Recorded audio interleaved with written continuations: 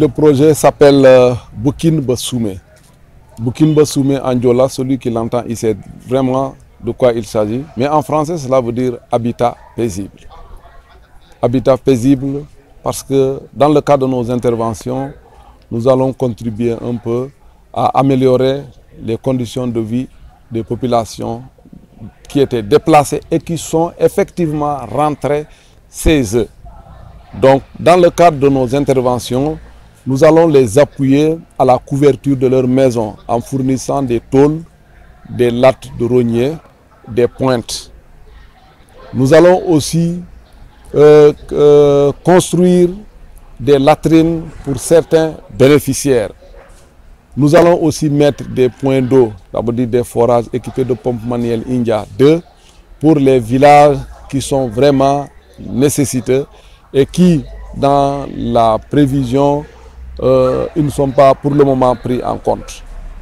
Et bien entendu, nous avons aussi d'autres activités de changement de comportement, telles que des activités de promotion de l'hygiène, les activités de promotion du leadership et de la bonne gouvernance, les activités de lutte contre les violences basées sur le genre, mais aussi nous avons les activités de renforcement de la cohésion sociale.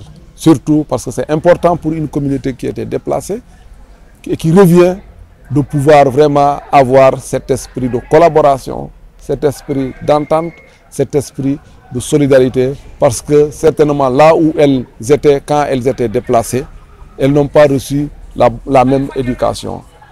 C'est forcément quand elles reviennent pour se retrouver dans le village, les éducations n'étant pas les mêmes, il peut toujours y avoir des incompréhensions. Et nous faisons de sorte vraiment, dans le cadre de ces activités-là, à aider ces gens-là à pouvoir renforcer ce que nous appelons la cohésion sociale, le vivre ensemble, qui peut les aider à avoir un seul objectif de développement pour leur village. Mais cette année, nous avons introduit aussi d'autres activités, notamment par exemple l'appui pour les personnes qui étaient déplacées et qui sont revenues, qui n'ont pas d'extrait de naissance. Nous allons travailler en collaboration avec les autorités administratives, les autorités locales, les services judiciaires, pour voir comment nous pouvons faire pour aider ces gens-là à avoir des actes d'état civil.